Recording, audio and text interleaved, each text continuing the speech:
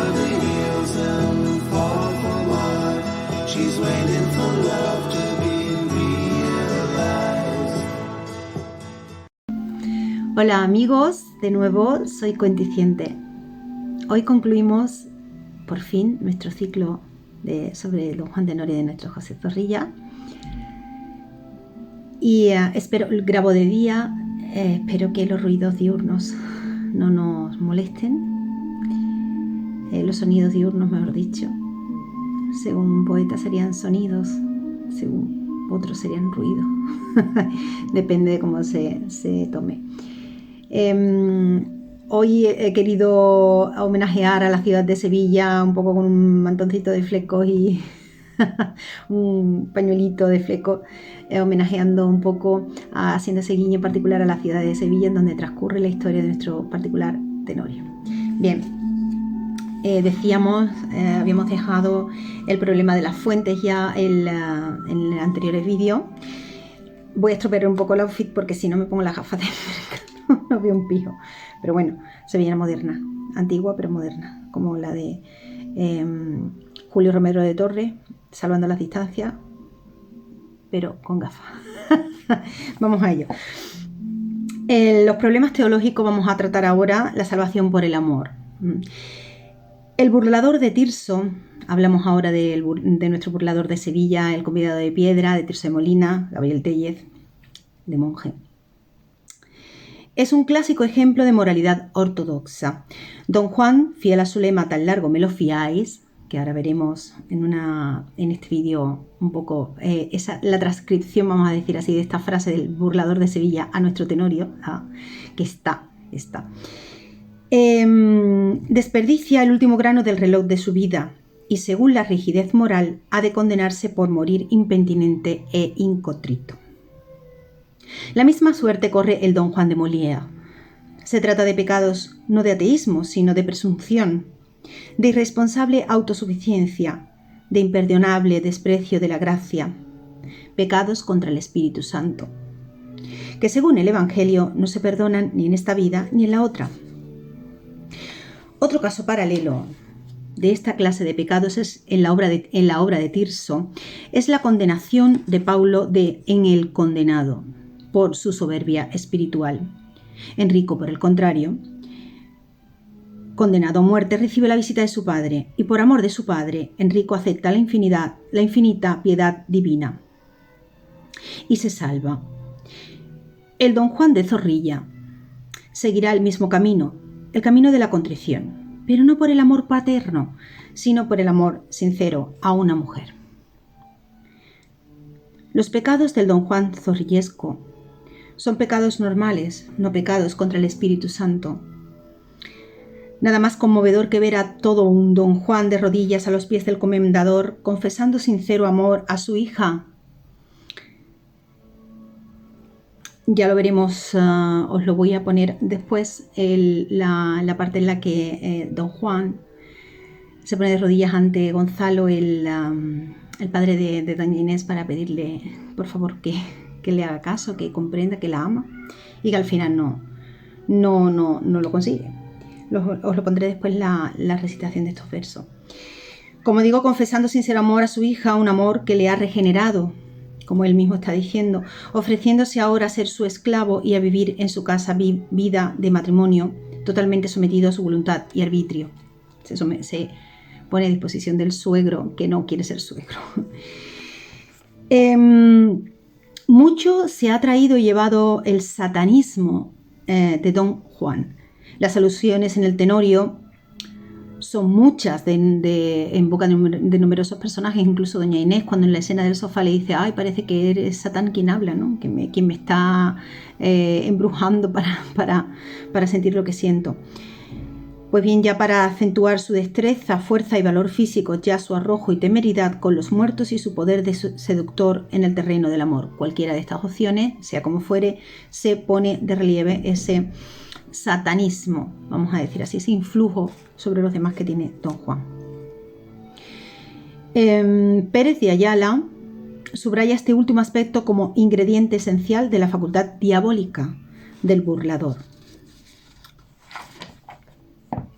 Dado el carácter religioso de la obra, drama religioso fantástico, lo subtitula el mismo Zorrilla, que atestigua haberse puesto a escribirlo sin plan alguno preconcebido, muestra que tuvo, uno al menos, el plan de rodear al libertino de un marcado satanismo.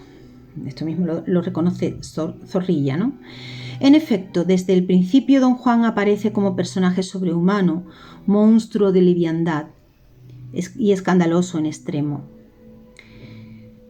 El mismo Don Luis Mejía, su oponente, vamos a decir así, en cuanto a barbarie en el drama, se hace cruces de hombre tan extraordinario, ¿no? Y lo dice en uno de los versos, lo expresa.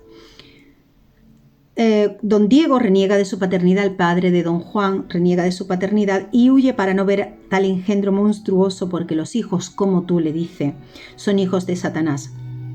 Veremos también la escena que aquí entronca con lo que estaba diciendo antes, en la escena en la que Don Juan ve que es uno de los que están en la taberna, en la hospedería del Laurel, la taberna, es su padre, le quita la máscara, le quita el antifaz, ve que su padre después lo reta, ¿no? Le dice, pues sí, el padre le dice, reniego de ti, eres hijo de Satán, tal, y él reniega de su hijo y él le dice, pues vete, bueno, en fin, los versos los tengo aquí, después los pondré. Y ahí precisamente es cuando le dice, lo que entronca con lo que estaba diciendo antes, al final, cuando él despide al padre, el padre se va de la hostería y le dice, Don Juan Tenorio, largo el plazo me ponéis. Mas ved que os quiero advertir que yo no he sido a pedir jamás que me perdonéis. Con que no paséis afán de aquí en adelante por mí, que como vivió hasta aquí, vivirá siempre Don Juan. Fijaos, aquí al principio de este verso, este es el 795, 91, ¿no? 94, 93, 90, en el 92, 792, el verso 792, Juan despide al padre diciéndole, largo el plazo me ponéis. Entonces, eso es lo que os comentaba antes, lo que entronca con la frase que en el Burlador de Sevilla se dice tanto, el Don Juan del Burlador de Sevilla, de Tirso, dice, tan largo me lo fiáis. Pues aquí lo vemos en el verso 792, cuando Don Juan Tenorio de Zorrilla despide al padre en la hostería del Laurel y le dice exactamente lo que os acabo de decir, largo el plazo me ponéis, una similitud de la misma frase. Bien, a ver si no me he perdido. Bien, sí, aquí estábamos. Bien, todo lo teme de ese loco desalmado. Esto habla el padre, ¿no? Brígida la beata inmediatamente advierte lo diabólico de Don Juan. Seguimos con este tema del satanismo, ¿no? En Don Juan. Vos sí que sois un diablillo, le dice Brígida, el ama de doña Inés, que empieza a rendirle servicio a Don Juan. Pero pierde el tino cuando este hombre, que ella creía sin alma y sin corazón, aquí vemos la humanidad, el hombre, Don Juan como hombre, se humaniza enajenado por esa hermosa flor enclaustrada, ¿no? Cuando le habla de doña Inés. Es el principio de su cambio de un satanismo inicial a un amante civilizado que terminará en religiosa conversión. Bien. Inés es víctima del poder diabólico de Don Juan, ya lo vemos en la escena del sofá, como ella misma lo reconoce, me habéis dado a beber un filtro infernal sin duda, que os ayuda a someter a la virtud de la mujer, ¿no? Es lo que le dice Inés. En la llegada de Don Juan, de ese espíritu fascinador, la arrebata en un delirio que causa su desmayo. Cuando Don Juan llega a la quinta, en la que aparece doña Inés llevada por él por el supuesto incendio que sucede, cuando ella lo ve, cree ver un espíritu fascinador, ¿no? En fin, se siente víctima, ella, como os digo, de misteriosos amuletos y filtros infernales que la arrastran tras el libertino con la fuerza irresistible de un amor que ella cree de Satanás. Don Juan, en un afán de calmar tales inquietudes, le declara, en la escena del sofá que veíamos en el anterior vídeo, le dice, no es doña Inés Satanás quien pone este amor en mí, Es Dios que quiere por ti ganarme para Él, quizá. Versos 2264-2267. Pero Inés reconoce la culpabilidad de su amor, y esto después tiene sus consecuencias. Confirmará la sentencia divina tras su muerte. Su mármol mortuorio será el purgatorio por 5 años, donde ha de esperar al asesino de su padre. Ya sabemos que don Juan mata a don Gonzalo, ya que por permanecer tan fiel a un amor de Satanás, su salvación quedará pendiente de la decisión final de don Juan. El resultado ya lo sabemos. El poder del amor hará un ángel de quien fue un demonio. Este satanismo, así intentado y tratado por Zorrilla, tiene sus antecedentes literarios en El burlador original y en otras obras donjuanescas. En ambos dramas se justifica desde una específica intención didáctico-moral, en hacer triunfar la justicia divina en Tirso y la infinita misericordia de Dios en Zorrilla. Sabemos que El burlador de Sevilla, de Tirso de Molina, del que podremos hablar en otros vídeos si queréis, porque tiene también sus influencias y bueno, su enmarcado en otras cuestiones que podremos ahondar en ella si queréis en otros vídeos. Pues ya sabemos que en ese don Juan de Tirso pues es ajusticiado, no se salva y bueno, su alma se condena. Entonces, en contrapunto, en el de Zorrilla, sí. Don Juan, ante la desaparición misteriosa de la estatua y la presencia de la sombra de doña Inés, ya hablamos ahora de la segunda parte, cuando él está en el mausoleo de los Tenorios, de la familia Tenorio, y la presencia de la sombra de doña Inés que le habla, su mente entra en un estado conflictivo de duda, realidad, visión sobrenatural, delirio, sombra, sueño, imaginación febril y exaltada quimera. No sabe. Sus palabras reflejan ese conflicto interior. Dice don Juan: jamás mi orgullo concibió que hubiera nada más que el valor que se aniquila, el alma con el cuerpo cuando muere. Creí, mas hoy mi corazón vacila. Ahí está empezando a dudar sobre esa negación que siempre hace de la deidad, vamos a decir así, ¿no? No veo sin gafas, no veo nada. Ay, Dios. Bueno. Seguimos. Bueno, cuando la estatua del comendador le prueba la existencia de un dios y una vida tras la muerte, don Juan se torna blasfemo y dice: injusto Dios, tu poder me haces ahora conocer cuando tiempo no me das de arrepentirme. Este es justo cuando se le va acabando el tiempo, le dicen que se tiene que arrepentir, él tiene poco tiempo, pero tiene esas dudas, sigue teniendo esas dudas. Y él mismo ve la gravedad del asunto, que corre prisa, que se arrepienta, porque si no se va a condenar, y entonces está como en un mar de dudas, ¿no? En ese instante. Dice: la visión de un pasado de pecado le sumerge en un estado desesperanzador basado en el concepto humano de justicia. Imposible borrar en un momento 30 años de crímenes y delitos, esto lo dice el mismo don Juan, pero el milagro se opera cuando la fe le ilumina antes de caer el último grano del reloj de su vida, ya lo habíamos visto. Dice don Juan: Señor, ten piedad de mí. Y es Inés quien toma la mano de don Juan, tiende al cielo y tiende al cielo sosteniendo así su fe. Y es Inés quien toma la mano de don Juan, que don Juan tiende al cielo sosteniendo así su fe. La tesis de salvación por el amor necesita ciertas aclaraciones. Aquí habíamos hablado el tema de la Donna Angelicata, el Stil Nuovo, Dante, la Divina Comedia, Beatriz, Nuestra Señora de Berceo, en fin, bueno, habíamos hablado de la salvación por medio de la mujer, de la Virgen María, la representación de la Virgen María, aquí en este caso como nuestra doña Inés, ¿no? Pues bien, la tesis de salvación por el amor, vamos a andar sobre eso ahora. La contrición perfecta requiere que los elementos de dolor, detestación y propósito se realicen por caridad, es decir, por amor de Dios. Entonces, ¿por qué se da la salvación por medio de la mano de la mujer, ¿no? Si se necesita todo esto, ¿no? Si por el contrario intervienen otros motivos menos elevados como la fealdad del pecado o el temor del infierno, tenemos la atrición. Bien, está la contrición y está la atrición. A esta diferencia de motivos corresponden efectos radicalmente dispares. La contrición justifica aún fuera del sacramento, mientras que la atrición en sí, un don de Dios, no causa, la gracia santificante y la confesión sacramental. Aquí vemos la diferencia, ¿no? En el caso del tenorio vemos una salvación por medio de la contrición, una contrición perfecta. Esto quiere decir justificada aún fuera del sacramento.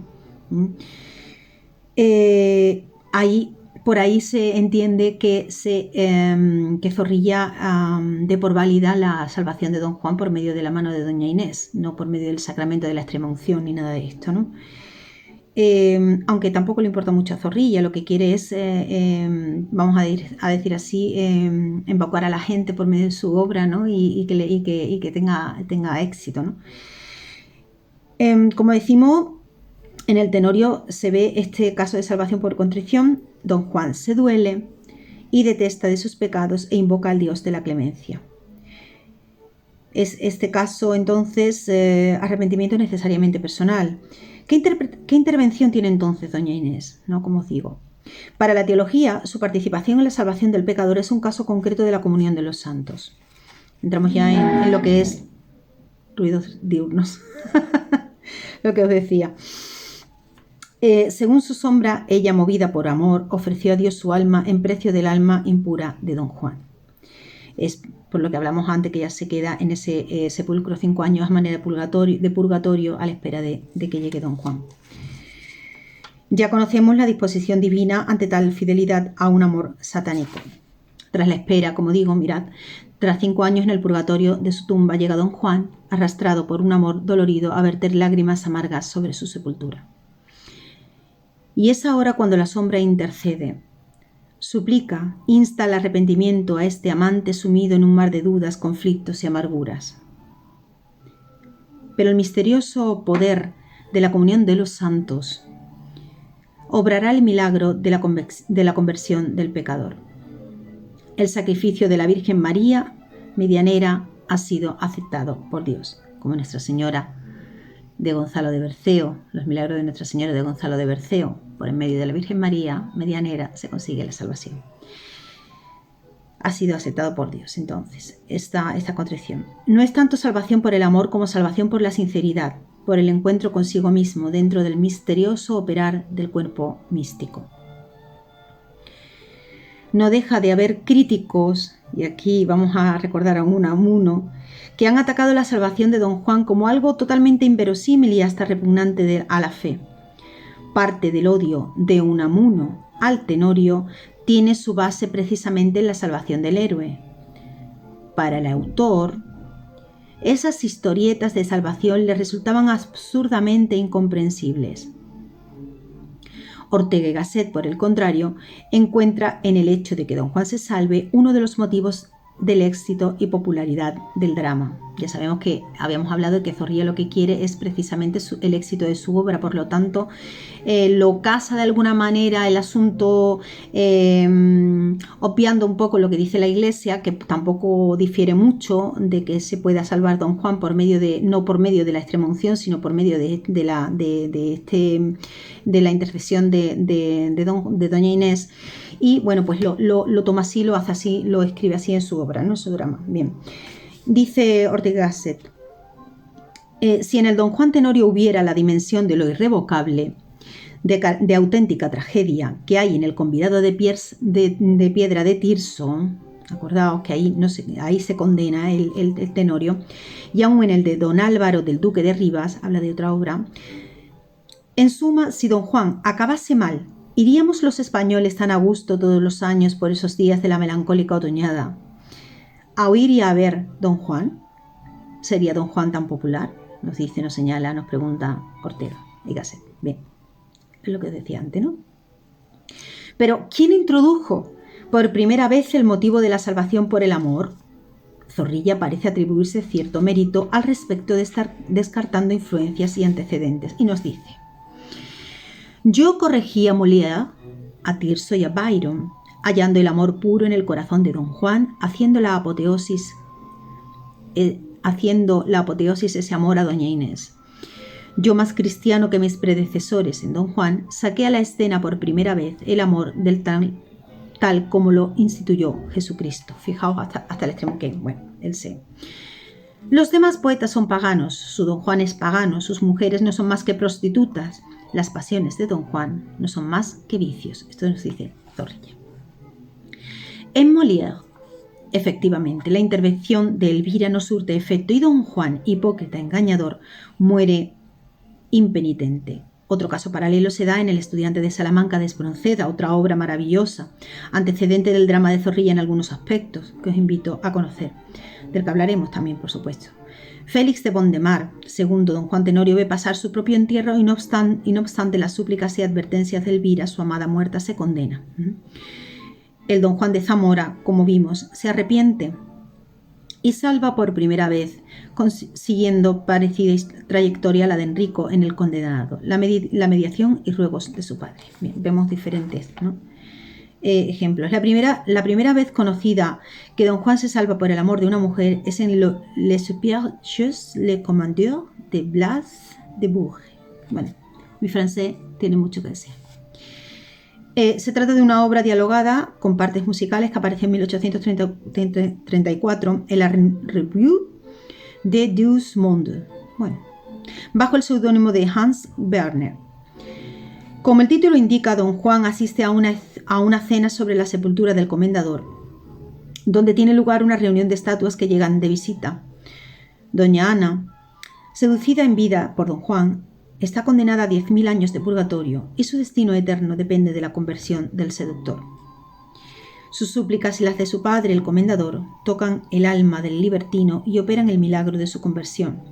Don Juan pasará el resto de sus días haciendo penitencia. Habíamos hablado, fijaos, en el anterior vídeo de este tema de la conversión del pecador por medio de la mujer, ¿no? Habíamos hablado de Dante en la Divina Comedia, ¿no? De los milagros de Berceo, de Nuestra Señora de Berceo. Y precisamente aquí venía en el libro después más tarde, ¿no? En la Divina Comedia Dante nos ofrece ese elemento, recuerdo de la técnica literaria del Dolce Stil Nuovo, mucho tiempo atrás, la salvación del hombre por el amor puro de una mujer, como veíamos con Beatriz, por medio de la mano de Beatriz, ¿no?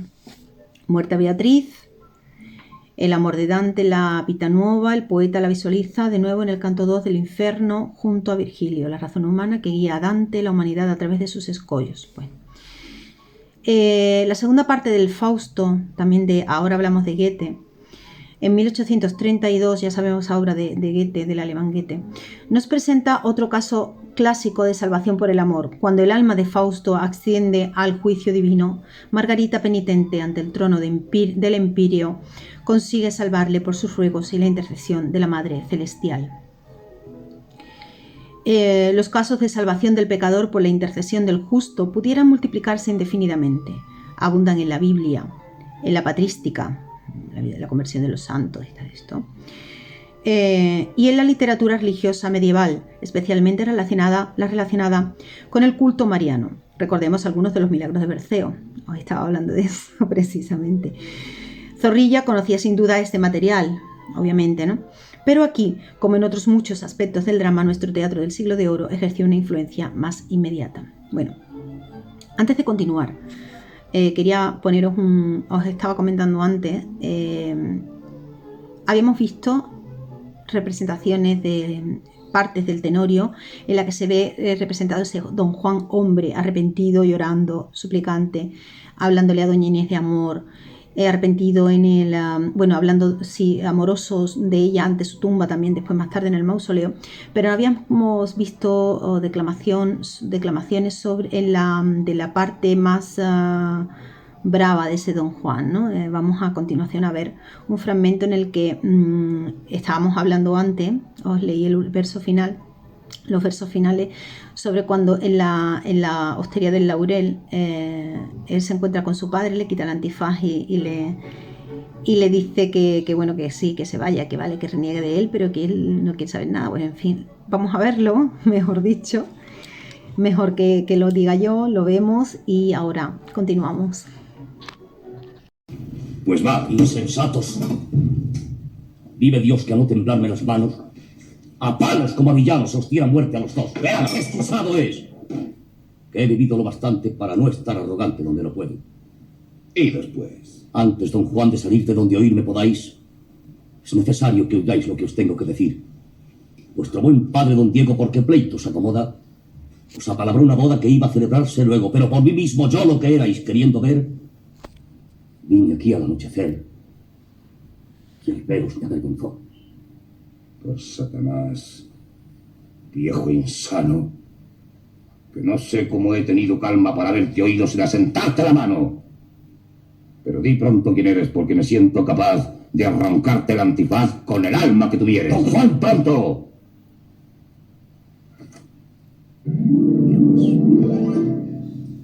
Don Gonzalo. El mismo soy. Y adiós, don Juan, mas desde hoy no penséis en doña Inés, porque antes de consentir en que se case con vos, el sepulcro, juro a Dios, por mi mano la he de abrir. Me hacéis reír, don Gonzalo. Pues venirme a provocar es como ir a amenazar a un león con un mal palo. Y pues hay tiempo, advertiros quiero a mi vez a vos que o me la dais, o por Dios que a quitaros le deis. Será ¡Dicho está! Solo una mujer como esta me falta para mi apuesta. Ved pues, apostárala. No puedo más escucharte, vil don Juan, porque recelo que haya algún rayo en el cielo preparado a aniquilarte. No pudiendo creer lo que de ti me decían, confiando en que mentían, te vine esta noche a ver, pero te juro, malvado, que me pesa haber venido para salir convencido de lo que es, para ignorarlo. Sigue pues con ciego afán en tu torpe frenesí, mas nunca vuelvas a mí. No te conozco, don Juan. ¿Quién nunca a ti se volvió? ¿Ni quién osa hablarme así? ¿Ni qué se me importa a mí que me conozcas o no? Adiós pues, mas no te olvides de que hay un Dios justiciero. Ten. ¿Qué quieres? Verte quiero. Nunca, en vano me lo pides. ¿Nunca? No. Cuando me cuadre. ¿Cómo? Así. Villano, me has puesto en la faz la mano. Válgame Cristo. Mi padre. Mientes, no lo fui jamás. Reportaos por Belcebú. No, los hijos como tú son hijos de Satanás. Comendador, nulo sea lo hablado. Ya lo es por mí. Vamos. Sí, vamos de aquí donde tal monstruo no vea.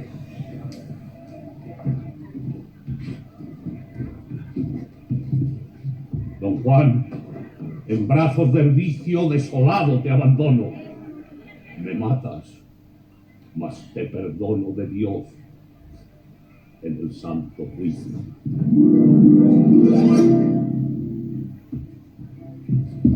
Largo el plazo me ponéis, mas ved que os quiero advertir que yo no os he ido a pedir jamás que me perdonéis. Con que no paséis afán de aquí adelante por mí, que como viví hasta aquí, vivirá siempre don Juan. Impresionante, ¿verdad? Claro, él ahí en este momento es cuando vemos esa parte bravucona de él, ¿no? De don Juan, que no lo habíamos visto, por eso lo he puesto. Continuamos con el tema que nos ocupaba. El dogma de la comunión de los santos dentro del cuerpo místico aparecen frecuentemente dramatizados en comedias de santos y autos sacramentales. Ya sabemos que el auto sacramental es una obra en la que se combina al justo caminar, al justo proceder conforme dictan las leyes, las normas y los dogmas de la religión católica. Continuamos. Mira de Amezcua dramatiza la leyenda de San Gil de Portugal, quien por desconfiado peca y arrastra tras sí a Lisarda a una vida de disolución y crimen. Otro ejemplo, el mágico prodigioso de Calderón, nuestro Calderón de la Barca, presenta un caso similar. El sabio Cipriano, ciego por la atractiva Justina, renuncia a su ciencia y pacta con el demonio, entregándole su alma a cambio de los secretos de esa otra ciencia prodigiosa que ponga en sus manos las bellezas de Justina. Cuando, creyendo tener entre sus brazos el cuerpo real de la hermosa cristiana, descubre el engaño del pecado, rompe su pacto y clama por el Dios de los cristianos. ¿Veis? Es otro ejemplo. Otro, por ejemplo, la devoción de la cruz. Aquí va a aparecer mi gata. Estos sonidos diurnos. Nos ofrece igualmente antecedentes del Tenorio, ¿no? La devoción de la cruz. Calderón ha querido dramatizar el poder de la gracia de Dios aún con los más grandes criminales como Eusebio. quien se salva por su devoción a la cruz, ilustrando así el tan discutido tópico de la predestinación. Como veis, todos estos son ejemplos. Pasamos ahora, por último, ya para terminar, la teoría de la extrema unción. Antes de comenzar, me gustaría, sin embargo, por ejemplo, poneros la parte en la que Don Juan, que no lo habíamos visto, suplica a Gonzalo, al padre de doña Inés, por favor. Él dice que tocó a las puertas del cielo y no se le abrió, por lo tanto seguía en lo suyo, ¿no? Cómo se pone de rodilla nuestro Don Juan. Seguimos haciendo hincapié, fijaos, no sé por qué hago hincapié más en la parte de Don Juan, hombre, Don Juan, que se duele, que da a entender expone su parte humana, su parte más dolida, su parte más sensible, ¿no? En contrapunto a esa parte en la que Don Juan es bravo y se pelea con todo el mundo y mata y asesina y bueno, en fin, no sé. Me da por hacer hincapié en la otra parte, ¿no? En la otra forma de ser. La teoría de la extrema unción, ahora hablaremos de ella, pero antes quiero que veáis estos versos, que escuchéis estos versos en la parte donde él habla con don Gonzalo, padre de doña Inés. Lo vemos. Ya sube. ¿Dónde está? Él es.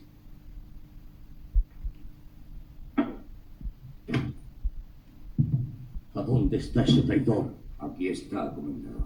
De rodillas. Y a tus pies. Vileres están tus crímenes. Anciano, la lengua tenue, escúchame un solo instante. ¿Qué puede en tu lengua ver que borre lo que tu mano escribió en este papel? Ir a sorprender. Infame.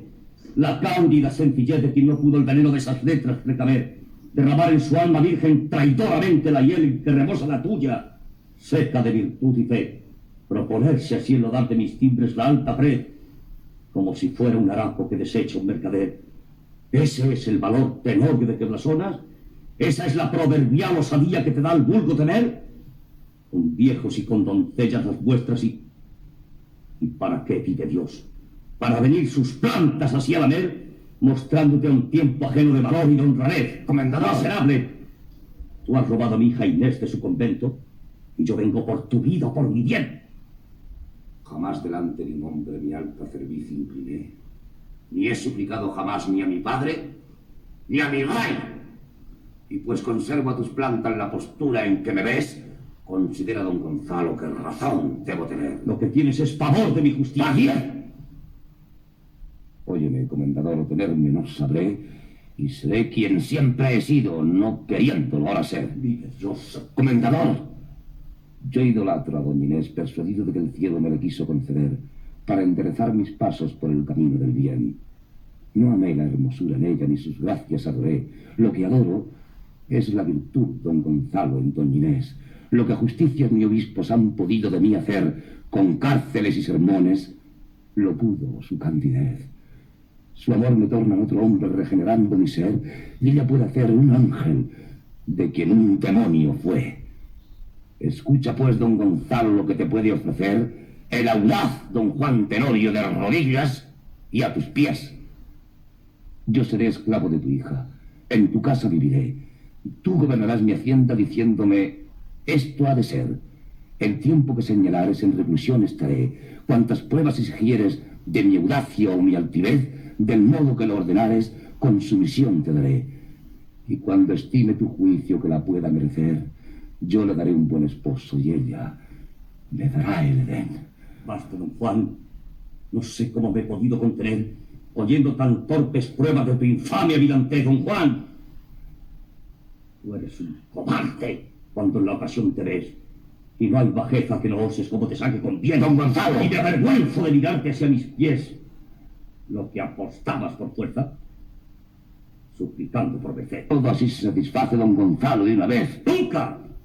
Tú, su esposo, primero la mataré. Vea, entrégamela al punto sin poderme valer. En esa postura, mira el pecho, te cruzaré. Míralo bien, don Gonzalo, que vas a hacerme perder con ella. hasta la esperanza de mi salvación, tal vez. ¿Y qué tengo yo, don Juan, con tu salvación que ver? Comendador, que me pierde mi hija.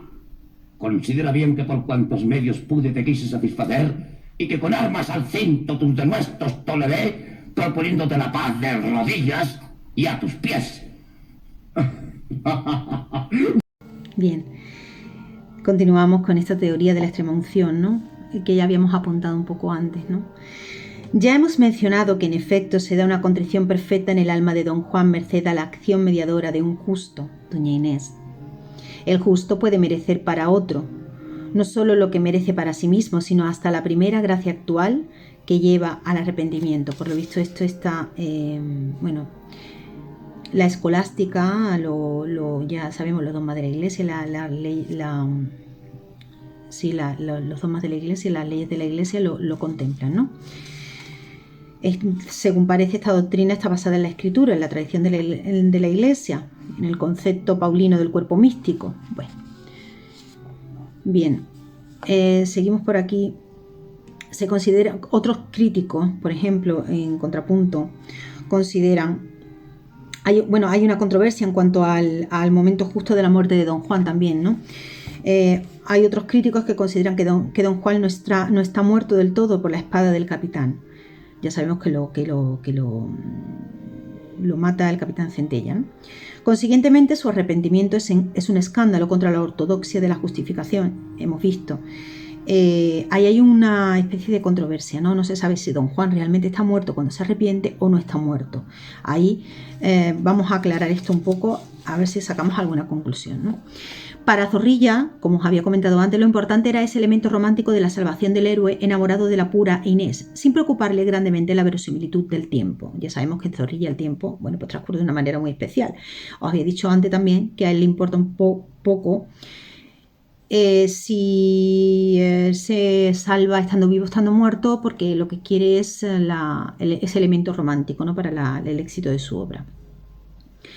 Ante la objeción de cómo se explica que don Juan presencie su propio funeral, estando aún vivo, Héctor Romero contesta: si don Juan asiste a su propio funeral no es porque esté muerto, sino porque Dios en su gracia infinita permite que él tenga una visión que le impulse el arrepentimiento y a su salvación eterna.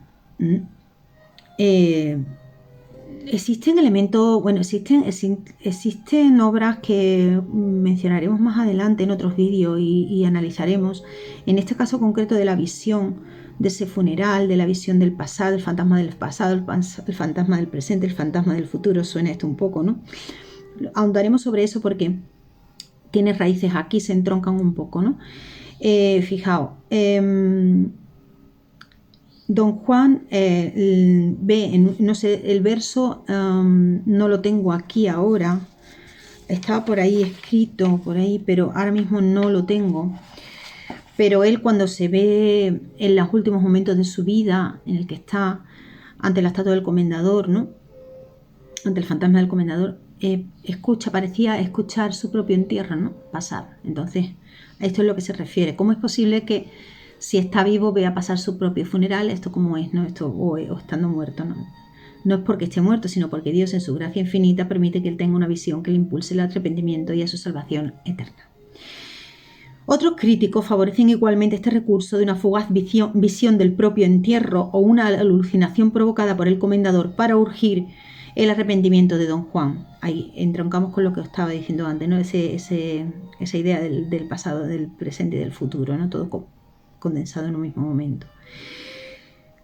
Zorrilla había usado la misma visión en el Capitán Montoya en 1840, ya lo habíamos leído en el anterior vídeo, creo recordar, cómo el Capitán Montoya se aterroriza al ver su propio sepelio, su propio entierro, obra también de Zorrilla. Y lo hace con fines igualmente edificantes. Efectivamente, para entonces la leyenda del libertino que asiste a su propio entierro ya se había convertido en tópico romántico por el elemento sobrenatural que encierra. Ya hemos visto que esto se ha utilizado en otras obras, ¿no? En otros contextos, pero en otras obras se ha utilizado.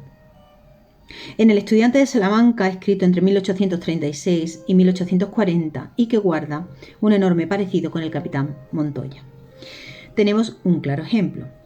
El libertino Montemar, en seguimiento de aquella fatídica figura blanca a través de calles tortuosas, se encuentra con un lúgubre entierro. Horrorizado, reconoce los dos cuerpos que conducen al sepulcro, el de don Diego de Pastrana y el suyo propio, y suspenso por tal visión, pregunta: «Diga, señor enlutado, ¿a quién llevan a enterrar? ¿Al estudiante endiablado don Félix de Montemar?», respondió el encapuchado. «Mientes, truán. No, por cierto.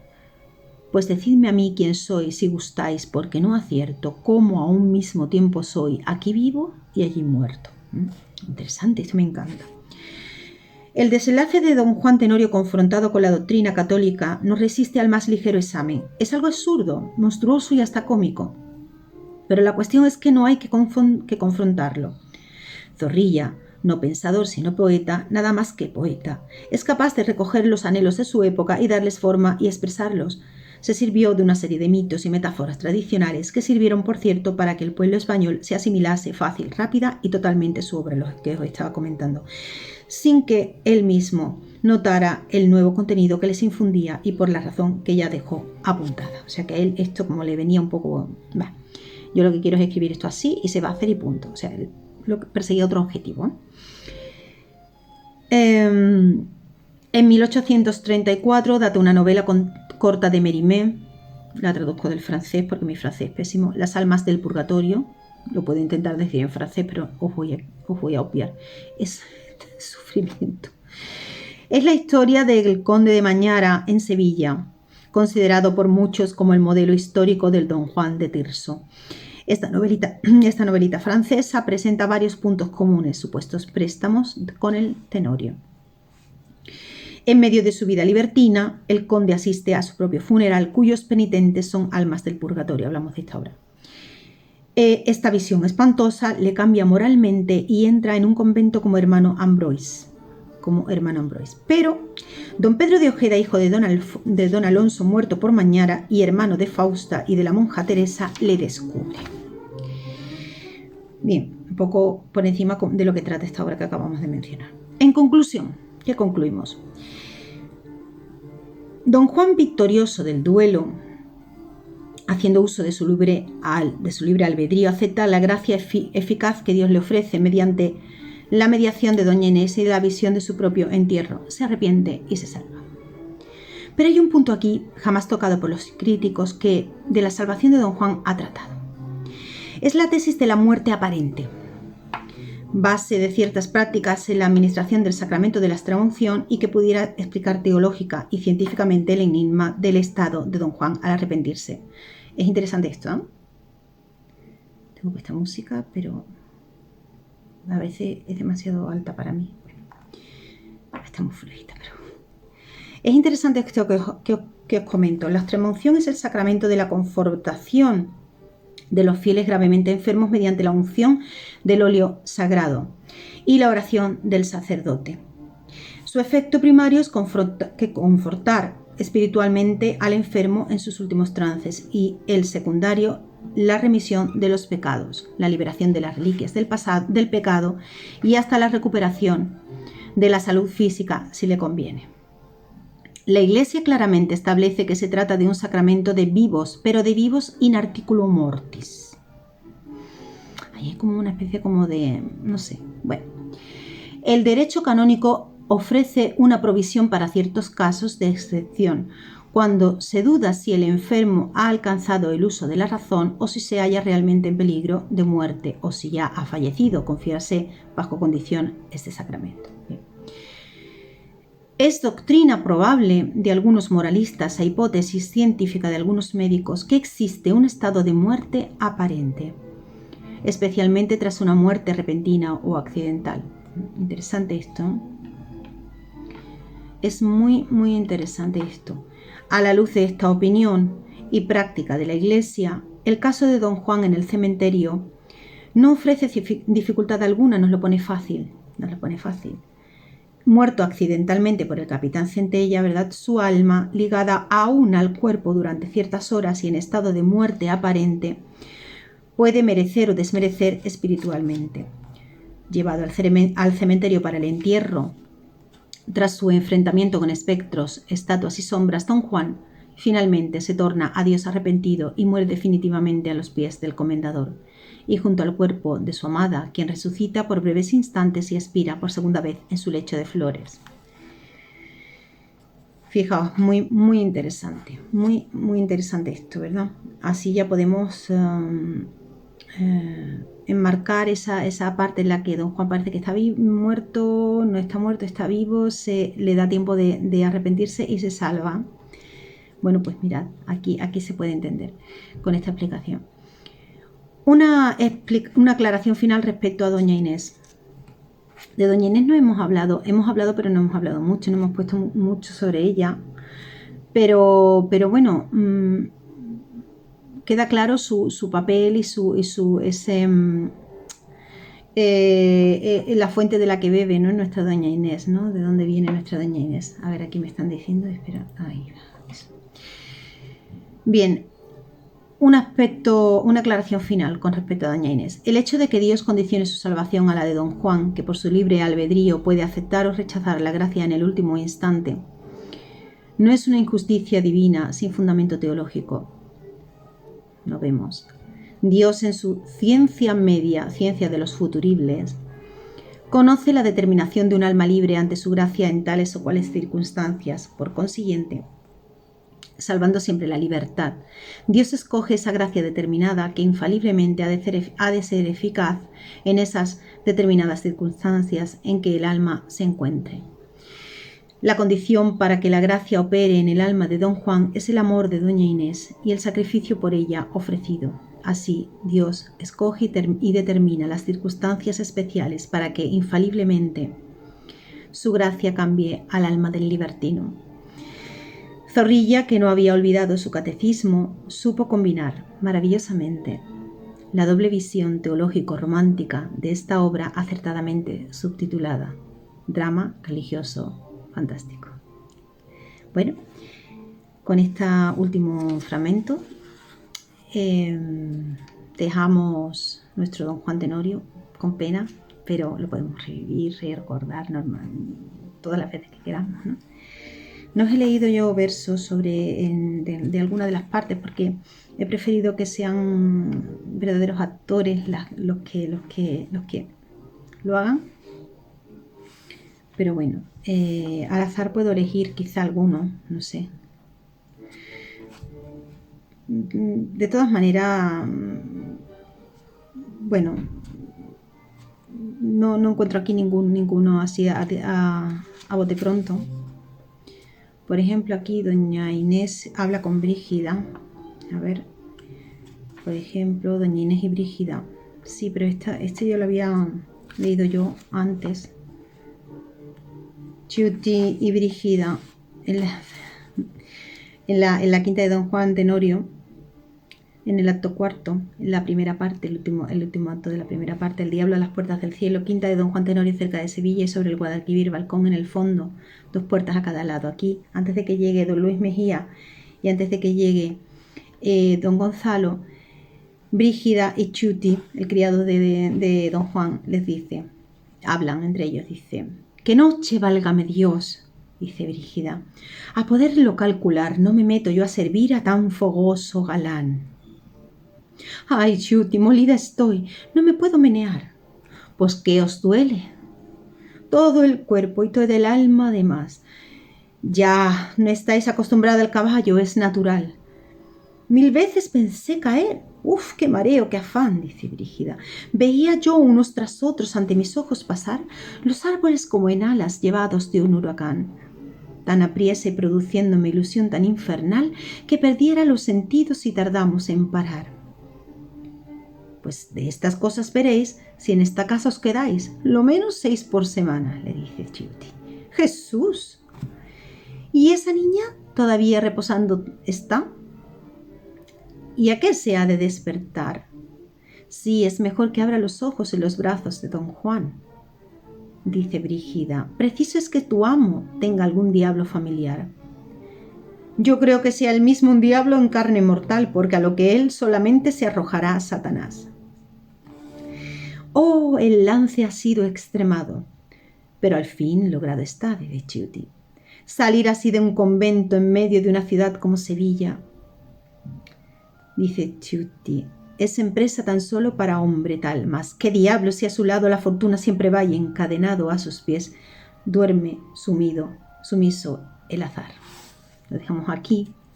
Esta escena es la que está hablando el criado y Brígida, el ama de doña Inés, porque él la había secuestrado, la había llevado del convento desmayada y se la había llevado a su quinta, a orillas del Guadalquivir, a una legua de Sevilla, se la había llevado y recorre con Brígida a caballo todo ese espacio, todo hasta allí, hasta donde está la quinta, y llega molida, llega cansada, diciendo que pero cómo me he metido a servir a este señor, ¿no? Bueno, y Chuti le está diciendo, bueno, pues la que te espera, como sigas con nosotros, la que te espera. En fin, bueno, aquí concluimos nuestro ciclo sobre don Juan Tenorio. Os he puesto ahora esos vídeos, ¿no? En los que podéis ver algunos de los fragmentos. Y bueno, yo me despido aquí. Ha sido un placer. Como sé que estos vídeos no los va a ver mucha gente, diré al aire que me ha gustado mucho hacer el ciclo y bueno, haré algunos más sobre otras cosas que me gusten, o no digo que os interese, porque como no nadie me dice nada, pues yo por mí misma los hago bajo mi propia arbitrio, bajo mi propio prisma, bajo mi propio parecer. Así que bueno, a los que estéis, si queréis comentar, por supuesto, bienvenidos sois. Y os espero en próximos vídeos. Haré próximamente unos vídeos sobre unas lecturas de una ruta que se están desarrollando ahora mismo en la ciudad de Cádiz. Muy interesantes.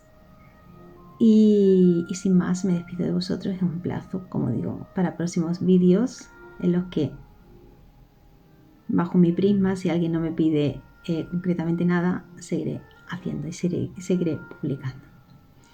Ha sido un placer, como digo. Chao, chao. Gracias por estar ahí. Un abrazo.